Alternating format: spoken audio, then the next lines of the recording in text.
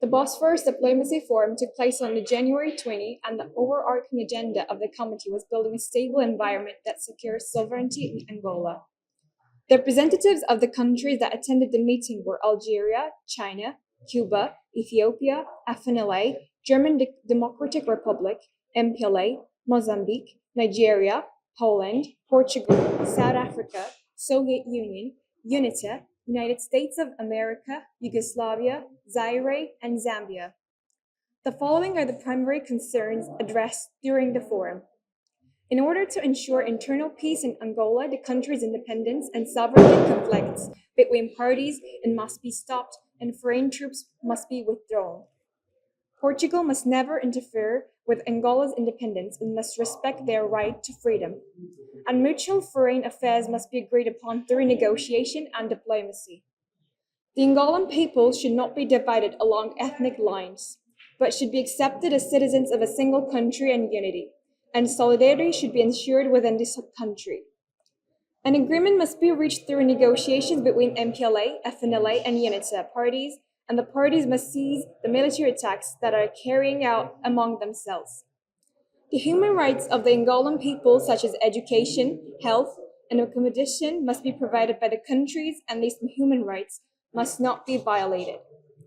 Current situation. MPLA, FNLA, and UNITA have all agreed on stopping the long-standing violence and cooperating for a long-lasting peace and towards a harmonious state of Angola. All parties and member states agreed on protecting the sovereignty and the territorial integrity of the state of Angola, promoting unification, national independence.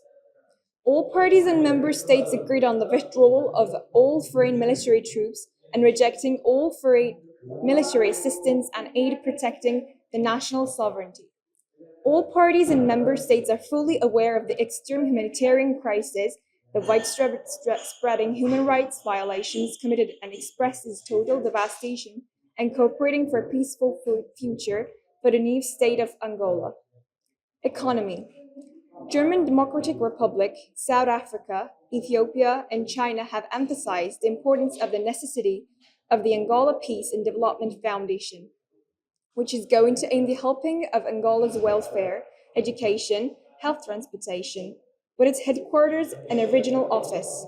The foundation are going to be controlled by a board of trustees, including representatives from UN, Organization of African Unity, a neutral European state, an Angola technocrat, an independent auditor.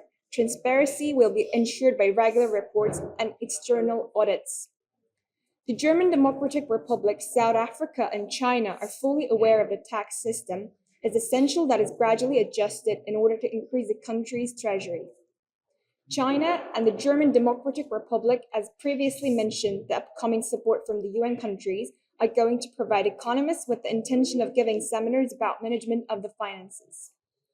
FNLA encourages the ensuring of the National Bank for Angola's function just to stabilize the country's currency, regulate the inflation, and management of the Angola's resources.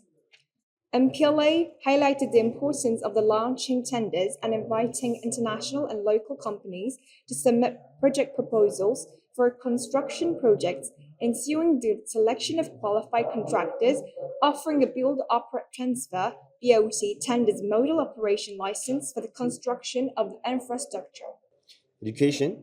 China and South Africa will use the fund open new schools and universities, repair damaged ones, and give the Angolan people free public education and training with students all accepted.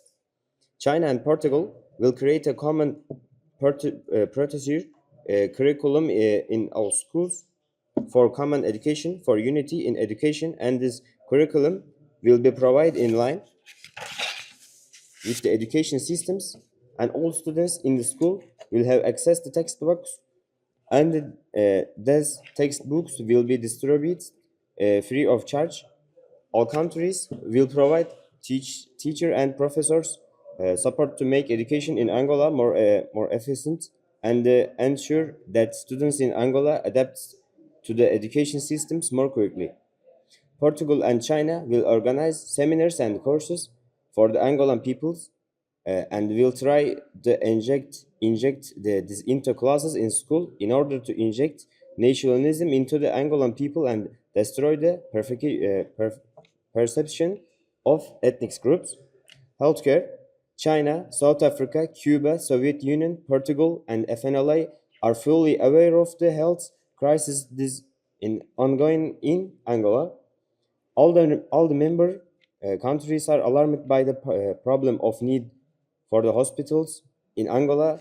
The funds will be used for repairing and building new hospitals. At the beginning, the health service in these hospitals will be free to be accessed by every Angolan.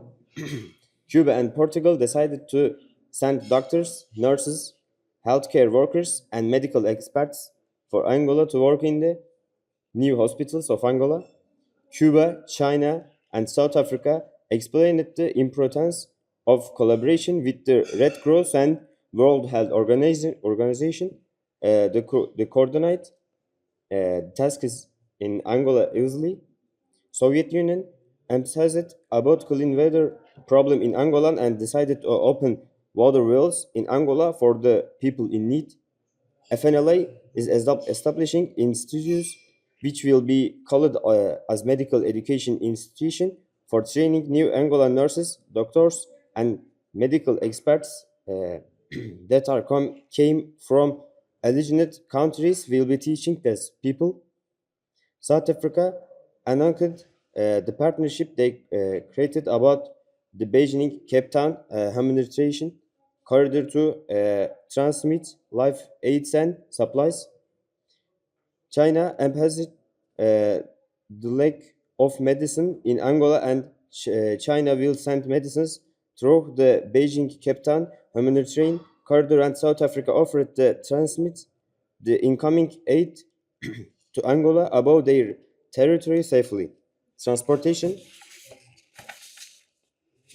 South Africa has highlighted the necessity of applying to be a member of Port Management Association of Eastern and Southern Africa to ensure the non-profit repair and management of ports in Eastern Angola to review the local and international trade and work. FNLA, South Africa, and China shared the same opinion, open building new railways and extending and repairing the existing railway lines in Angola, particularly processing the build from Luanda to Cape Town and uniting the existing nerve of railways together. South Africa and China had a deal upon establishing a humanitarian corridor from Chinese capital Beijing to South African capital Cape Town that would be using the Indian Ocean. South Africa, Ethiopia, China, and the Soviet Union have recommended member countries of Organization of African Unity to ensure the safety and security of Beijing Cape Corridor. Thank you. Constitutional framework. Portugal, FNLA, MPLA, and UNITA agreed to acknowledge the presences of democratic, parliamentary, pluralist, and centralist Angola. Governors of the transitional power-sharing model announced that all individuals are equal and no one shall be discriminated based on language, race, color, gender, political opinion, religion, or ethnicity. Portugal, FNLA, MPLA, and UNITA affirmed the official language of Angola shall be Portuguese in tandem with respect for linguistic diversity. Portugal, FNLA, MPLA, and UNITA emphasized the importance of implementing the rules of law to administer and judge. Constitution of National Parliament was decided by Portugal, FNLA, MPLA, and UNITA to allow multiple parties for their participation in diplomatic process. The presence of Prime Minister, which will be chosen by Parliament, was announced by Portugal, FNLA, MPLA, and UNITA. Seal registration. China, Soviet Union, FNLA, MPLA have been working to address a solution for the society's identification and registration for the purpose of having the data of the Angolan people to have registration and changed and optimized. China, Soviet Union, FNLA, and MPLA have decided to establish a commission in order to have the identification and registration successfully. China, Soviet Union, FNLA, and MPLA have determined to make the commission consisting of approximately 300 representatives and shall be responsible for the conducting the registration process. The members will traverse the four main regions of Angola, commencing their mission from the capital, Luanda. China, Soviet Union, FNLA, and MPLA have resolved that the commission shall be divided into four groups. From their point of departure in Luanda, each group will be proceeded to its assigned region and execute registration of citizens throughout the country. China, Soviet Union, FNLA, and MPLA have rendered a decision about the commission will be analyzing and recording the information of the individuals and their statuses of property. China, Soviet Union, FNLA, and MPLA have expressed their ideas in the construction of a new system which covers the cloud information of the citizens. Lastly, militarization part. All members of the committee affirmed unification of forces which are possessed by major liberation movements in order to protect Angolan people from skirmishes and support the nationalist Angola. Demilitarization of foreign armies have been reaffirmed by all members of the committee in an attempt to prevent more internal clashes and allow parties to use theoretic instead of fighting with violence. All members of the committee announced establishing institutes for training a national army by allowing Angolans to participate voluntarily with the help of experts coming from allied countries and international committees such as United Nations committees and Organization of African Union. Thank you. The Angolan Civil War. The lack of tangible outcomes. During the Cold War, when there was no civil war and international powers yet, and the things were still calm, the parties such as the MPLA, FNLA, UNITA should have reached an agreement amongst themselves without wasting time and without causing bigger problems and taking war to an international level. And they should have ensured human peace at the moment just because human rights was collapsed. Involvement of foreign authorities. By the very early times of the Civil War, authorities of the Cold War quickly intervened to Angola by considering it a chance to spread their superiority across the tension areas of the conflict, areas of ethnicities and factions. Even the parties themselves called upon possible global sponsors and supporters to take advantage against the rivalries, especially the government established with the Alvor Agreement, shouldn't have simply allowed global invasions. Military division. The Angola's parties such as MPLA, and UNITA should have merged their military power not to fight each other, but to peacemakers in order to keep the civilians secure. These military divisions shouldn't have influenced from the external powers but to support nationalism, rivalry between the parties. After Angola's independence in November 11th, 1975, FNLA and UNITA fought against the MPLA, creating a party rivalry resulting in a long-standing civil war and geopolitical instability. Instead of war, they could have engaged in political dialogue, preventing a decade-long conflict. Ethnic discrimination. There were three main ethnic groups in Angola called Mbundu, Bakongo, Owimbundu. Because of three parties in the form of MPLA, FNLA, and UNITA, these ethnic groups have fought each other and killed their own people. And only the Angolan people have been harmed by this situation. If only they had stood together in solidarity and embraced the concept of Angola would be in a better situation right now. Geopolitical cooperation.